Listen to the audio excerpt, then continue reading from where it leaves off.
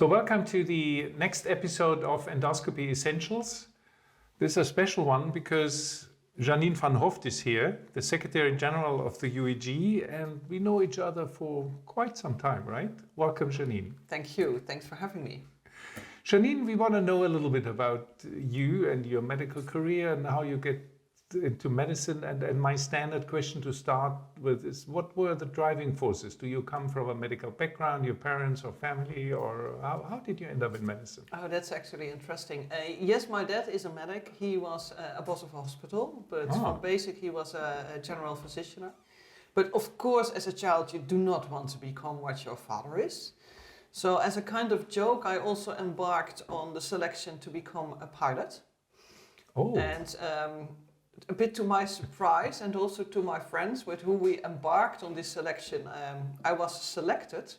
And then suddenly I had a problem because did I really want to become a pilot? And actually the answer was no. So then I thought, okay, what do I want to be? I wanted to be broadly trained, and my honest opinion is that the medical field is broad.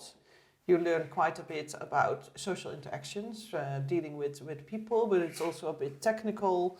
So I thought, okay, let's try to get a position for the medical training. In the Netherlands, by that time, it was a selection process and based actually on your final grades from your exam. And I thought in first instant I had a very, very high number. So my notes were not too bad. I was not in, so I decided to start with at the economical faculty in Rotterdam. Instead of the pilot training. Instead of the pilot training and instead of medicine. And then in September I got a call that they had a position for me to be trained as a medical student in Groningen. Which is at completely north in the Netherlands. Mm-hmm. And then I said, okay, if I can still switch from medicine to economy, but I cannot do it the other way around. So I decided to embark on the medical training. So then I went to Groningen to start my medical students. So that shows you had very broad interest, right? The pilot thing is interesting because we're always told that the organization of a hospital should learn from the airline industries.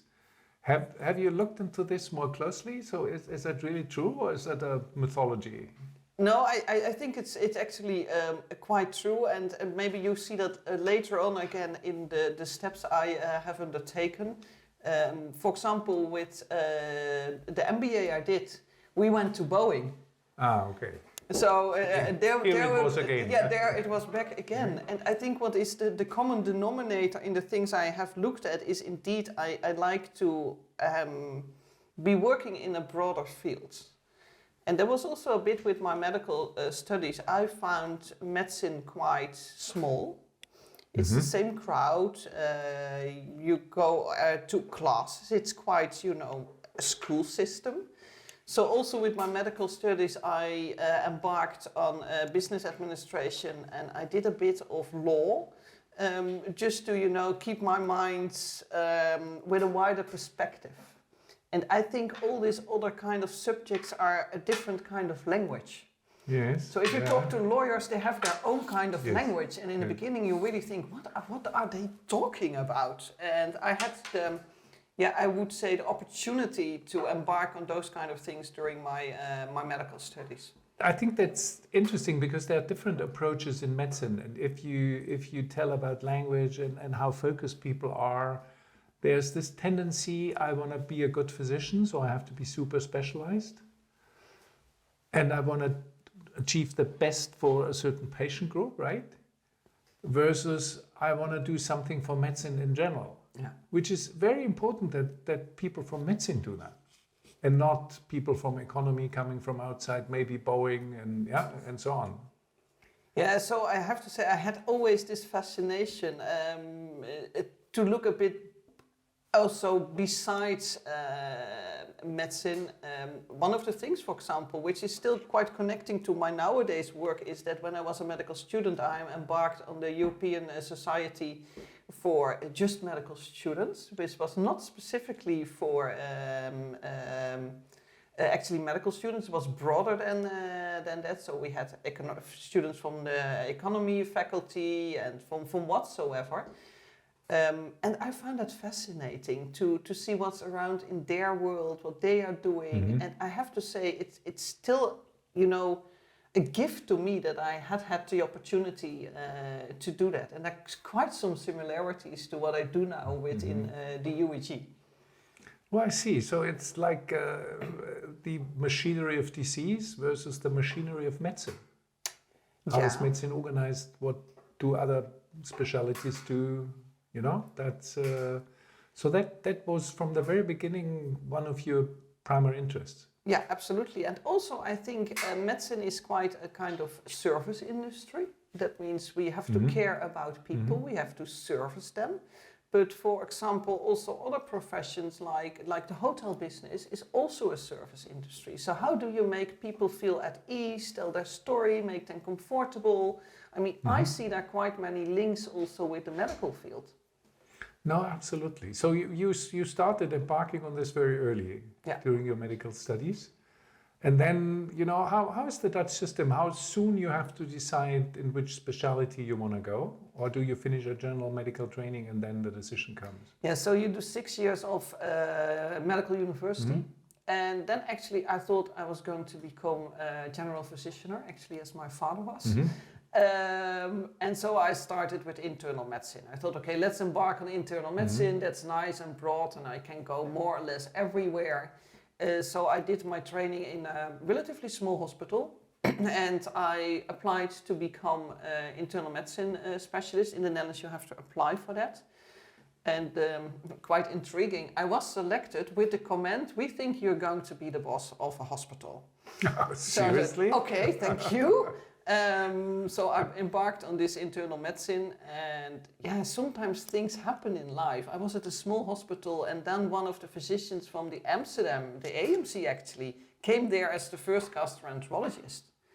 And he immediately said, Jeanin, I think you have to do some endoscopy. I take you to the endoscopy suite. Maybe you can help me out with doing some procedures. And that's actually how I end up in the specialty of gastroenterology.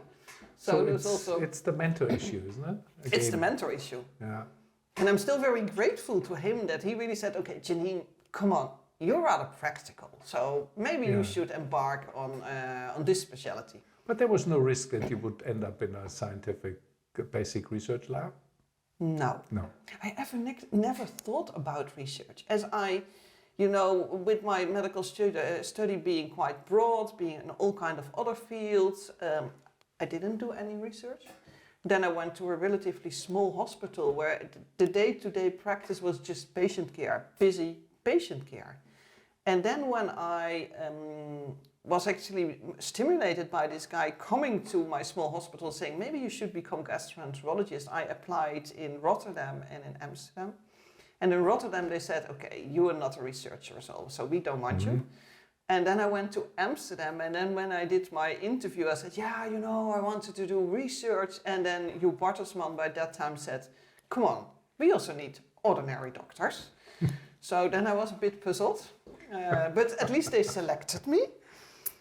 And actually more or less from day one, when I started in the AMC, they got me involved in practical research. So I was quite... early, I started in 2003 and in 2004 I was completely involved in doing research on stenting, actually with the surgeons and looking if they should do the treatment of GI obstructions or stenting would be the future.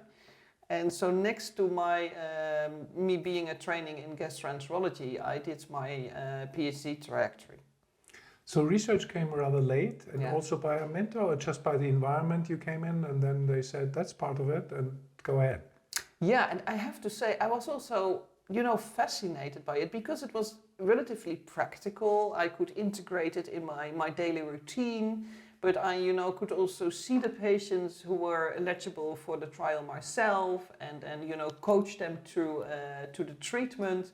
So again, it was my comfort zone of being just, a hands-on practical doctor.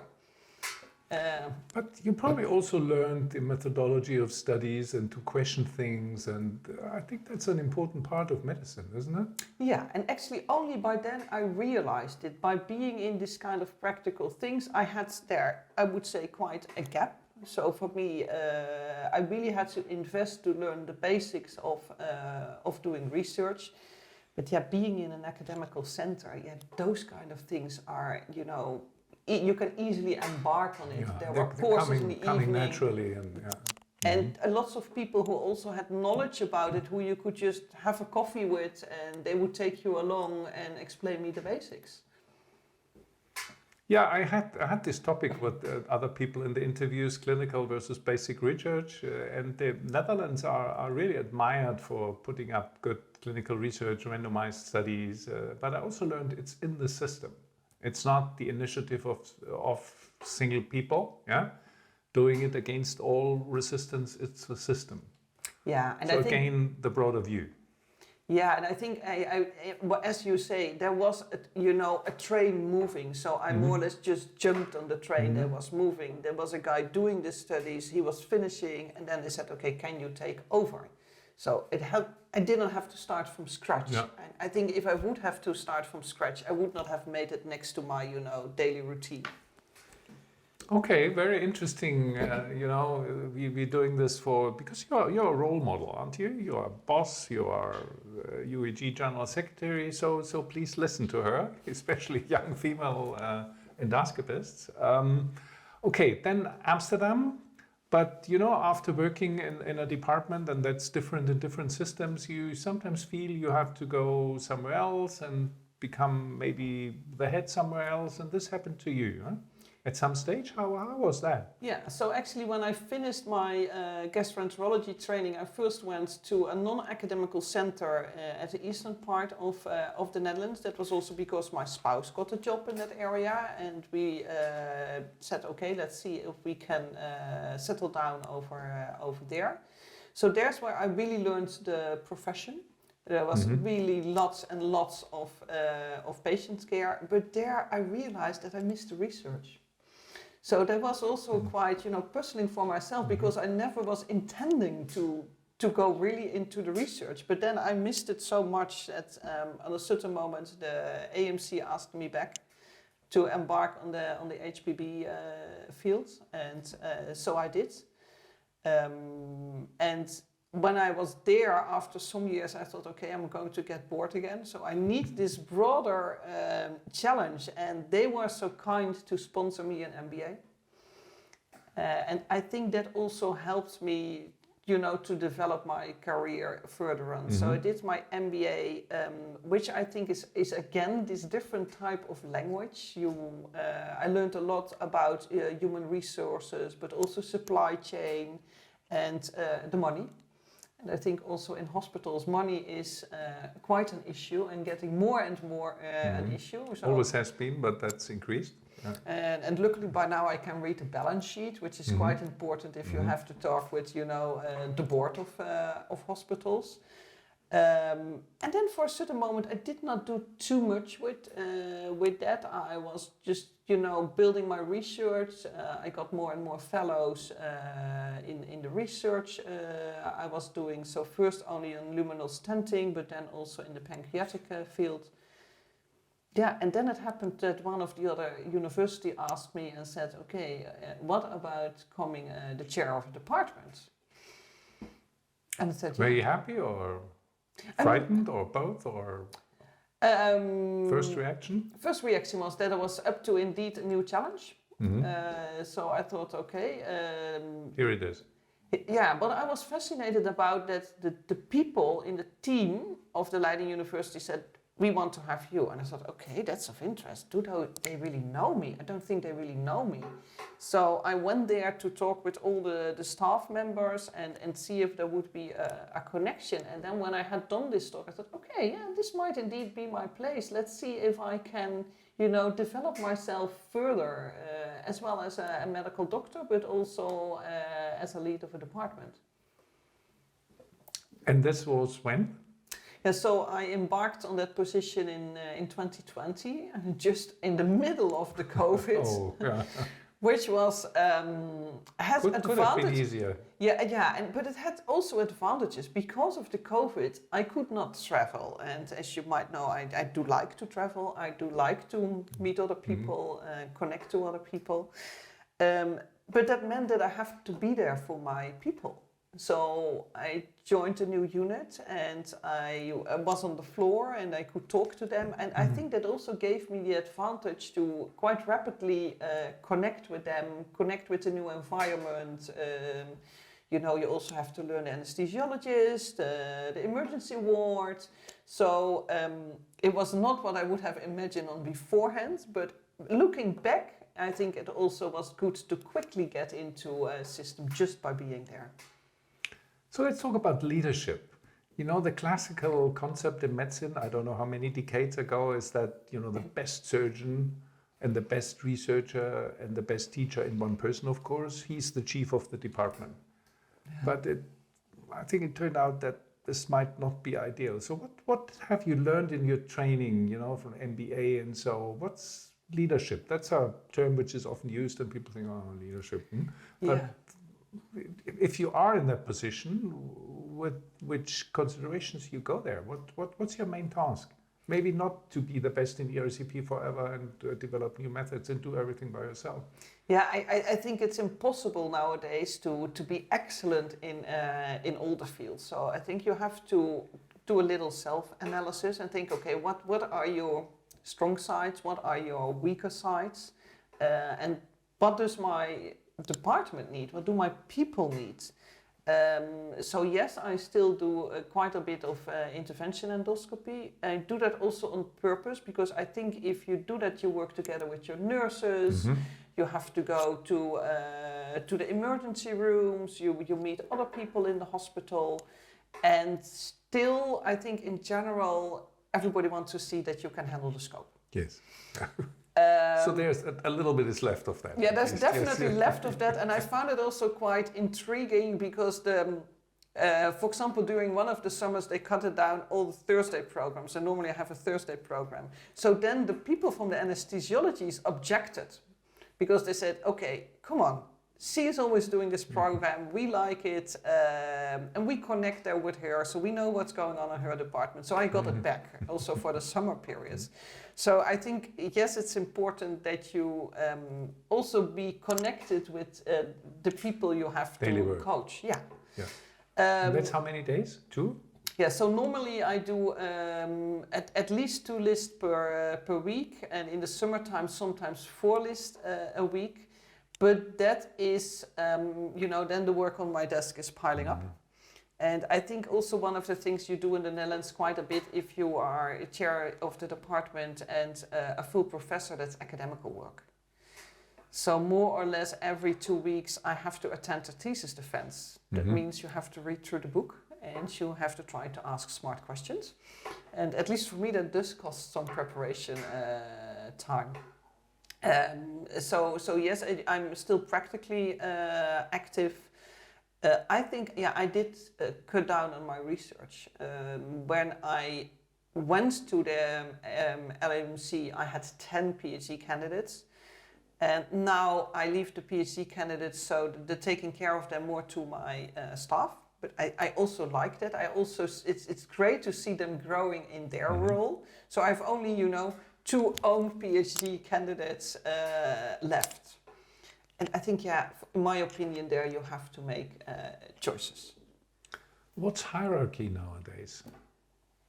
Everybody says flat hierarchy. What's that? I mean, you Dutch guys, you are known for flat hierarchies, and if I know from a few friends the difference of salaries is not dramatic. That's one thing. But what's hierarchy? Yeah. Is there really a hierarchy? I think there is, I would rather call it a respect and a mutual understanding. And I try to listen to everybody and to be approachable for everybody. Though in the end there is of course a framework. So I give them lots of space to do the things they like. But in the end of the day, I'm the final responsible. So I think they feel how far they can go without, being this kind of, okay, I'm your boss. And my personal opinion is that's more the way where we are heading. So people can do what they like, but within a certain play field. So compared with your possible expectations, did you have to use that more often or less often than anticipated? This final decision now, stop, it's end of discussion, we go this way. You have to use it sometimes, but no, not too much. And actually, honestly speaking, I did not make an expectation there. I was more surprised by the organization. The organization I work in is the oldest university, medical university in the Netherlands. So it has a huge tradition, but it's by that also quite old-fashioned. Mm-hmm. So if I go to meetings, it normally goes the following. I check if you are a professor, and if you know professor, there's no reason for me to talk with you. And then you check the next person. It's Netherlands? Yeah, it's the Netherlands. Oh, okay. So I was also there a bit, fascinated. And then you check, okay, are you also head of the department? Okay, then we can do the talking. And I don't like it. So I often just don't follow the rules, and I think that's also the nice thing. If you do come from another place, I can just say, oh sorry, I wasn't aware of the rules. And I think by now that is changing. So within my own department, I think came along quite easily, while within the organization, I sometimes really had to change the rules a bit from within. Is that a male-female thing, or is that too much a cliche and we should forget about it? No, I think it's also a generation difference. So people who comes alongside. Indeed, it comes a bit alongside. To give you the numbers, in my unit we have 35 departments. We have 4 females leading a department.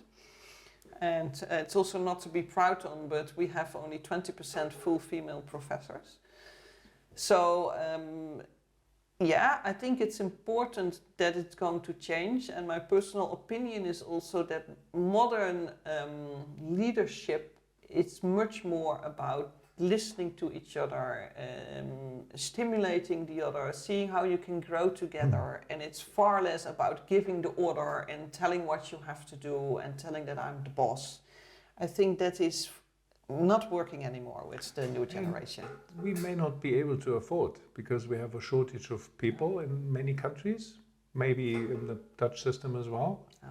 So you even if you wanted, you would have to try harder to please your coworkers. Yeah, and I think it's giving them a certain freedom. I think highly educated people all are very eager to work and very eager to develop. So I think that's why you keep them on board. And one of the things I learned, for example, from the MBA is that people do leave their job because of their boss. Mm-hmm. And nowadays they can go everywhere. And of course that does not mean that for everything they ask me I have to say, yes, of course I'm going to do that. But I really sit down every year with them and say, okay, what's your plan? Where do you want to go? And then if I have spoken to all of them, I sit down with the whole team and said, okay, I have heard that this person wants to go a bit in that direction and that person wants to go a bit in that direction. So what do we think as team? Is that feasible? And intriguingly, it works out most of the time. It fits quite a bit without just, giving orders. Yeah, because otherwise you sometimes artificially create conflicts which might not be there. Yeah. If you discuss from the very beginning. Okay, I like that concept of leadership. Please listen. And the next step is you also doing medical society business, like UEG General Secretary. To what extent or which influence does that have? What's the responsibility of there are national societies, there are European societies, all have their guidelines. There might be different at times. What's your opinion on that? Why have you done this? Yeah, I think that's also my fascinating about contacting with other people, seeing what's going around in other countries, in other units, and I think really there we can learn a lot from each other. And I'm very interested to listen what's going on. I think there's not just one solution. And I think this kind of societies, whether it's ESGE or the UEG, give you really also the opportunity to grow yourself, to develop also as a leader, also on other fields. So it has always brought me a lot. And also to see with all this kind of politics, of course there are politics around. And maybe I have been quite naive, and I learn now a bit more how this is going, what's behind, histories that I might not have seen before, which still, are into the systems. So for me, it's always, a learning field. But if I listen to you, that's probably interesting for maybe not everybody, but for many people. Shouldn't society not, like on a European level, make this more transparent, how the system in your neighboring country is? When we in Germany speak about having more outpatient procedures, then we vaguely know how the other systems are, but not really. Shouldn't that be topic of, I don't know what format I could have, a white book or whatsoever, the different medical systems in Europe? Yeah, I think it's indeed interesting to know. The other thing is there are, of course, also things in your countries that's out of your area of influence. I take an easy example. Today I was listening to one of the stories and the person said, you really have to do this RFA procedure under general anesthesia. And I said, okay, that's nice for you to say so, but that's not available in all the countries. In the Netherlands, we do most of the procedures under propofol sedation. And those kind of things then I take along, for example, with regard to guidelines, that in guidelines we have to, take care that we do not frame it too strictly, that people in Spain may be able to apply it, but people in Sweden might not be able to apply it. So I think for that it's important that you have, again, this wide interest and this wide view of how things are happening in the world. That's a sensitive topic, general anesthesia, actually. I think we should have more, but that's not possible. And what you do if it's primarily not possible? You say, okay, we accept and take higher risk, or we look into the data, for example, whether it's really higher risk without, etc., etc. So a lot of challenges. Yeah, I think it's interesting what your background is. I mean, in the Netherlands, we had for years only midazolam and fentanyl, and now we have propofol. We're very happy with that. And from my perspective, it's safe, but I can imagine if you have always worked with an anesthesiologist, where the anesthesiologist is telling that his work is far safer, then you also get a kind of bias. I mean, to say honest, if I'm on call in the weekend and I get an anesthesiologist, I say, oh gosh, and because it's going to take a hell of a lot of time while my propofol team is, quite sufficient. They are normally on a daily basis on our department. So they do know what I'm encountering. They know me. That makes it far easier for me. So I think it's interesting to see those differences from country to country. That's right. Well, speaking about guidelines, maybe that's a nice finish. I out myself as a guideline skeptic because they pretend to provide evidence. But if you look through the recommendations, especially in endoscopy, 90% are low evidence or very low evidence. Is it really necessary to make a statement on everything, even if there is no evidence? Does this create a false sense of, research or support? Or I fully agree with you there. It's a guideline indeed. For some topics it's clear. For example, for anticoagulation, I think there's quite lots of data out, there are randomized controlled trials. So there it makes sense. For guidelines on techniques, it's far more difficult. And indeed, most of the time we say it's low quality of evidence and it's suggested. And also there, what I always learn my fellows is that they should get embarked on how those guidelines are made, because then you really get a feeling what's the true value of a guideline. And maybe we do overestimate it. I think the critical process behind it to learn to think, okay, what's really around, how is it interpreted? I think that's fascinating. What I learned a lot about the guidelines is that we read all the same documents, all the same articles, and then you conclude out of these articles it's blue, and I conclude that it's red. And we have written exactly the same documents. So I think that's already intriguing. And how then to come forward with one final document. So yes, I think there are also pitfalls in the guidelines. And I always say it's not a fact. It's something that you can fall back to, but you have all the reason to say, okay, this is in the guideline, but for this particular patient, I have thought about it and documented that we are going to do different. And I think that's absolutely not wrong. It's a starting point to start thinking. That's right. But if there's weak evidence, it's like it gets into the final law type of thing. So if you end up in court, the guidelines are cited, and if you get up and then say, "Oh, I don't believe in the guidelines," people say, "Oh, go away." Yeah? No, but I think there you have to be able to explain that if it's weak evidence, what that does mean. And I think if there's weak evidence, there's no high quality data. So if a judge is not taking that, then the judge also does not understand what weak evidence means. Yeah. And it's often expert opinion. And I think that's also the dynamics you see if you build this kind of guidelines. If you don't take care, you'll have one or the other dominant man or girl who's pushing his or her opinion through. Yes. And that has always, fascinated me, because it's in the end it's about the data and about many things, especially in the endoscopic field. We just don't have data. I mean, you guys in the Netherlands, you have done randomized studies with sometimes unexpected results, chronic pancreatitis. We have also the endotherapy until, I don't know, the end, it's much better. But it turned out, at least in that subgroup of patients you were examining, not. So I really would like to make a point for the evidence. And if there is none, maybe the guidelines or the experts should give more freedom. Yeah, but I think there is freedom, especially if it's quoted, it's a suggestion and it's weak. If it's a recommendation, then at least the expert thinks it makes sense.